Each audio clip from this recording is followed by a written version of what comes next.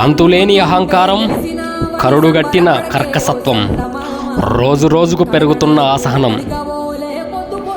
ఓటమి భయమా లేక ఎర్ర జెండాను చూసి ఓర్వలేనితనమా?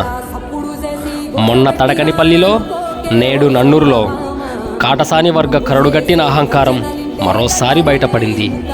సిపిఎం మాజీ రాష్ట్ర కార్యదర్శి, మాజీ ఎంపీ పెనుమల్లి మధు ప్రచారం సందర్భంగా ఓర్వకల్లు మండలం నన్నూరు గ్రామంలో సిపిఎం ప్రచార రథంపై తప్పతాగిన వైసీపీ మూక చెన్నారెడ్డి అనుచర వర్గం దాడి చేయడాన్ని ఖండించండి.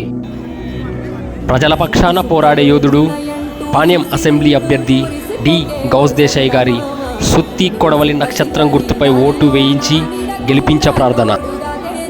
భూ కబ్జాదారులను తరిమి కొట్టండి.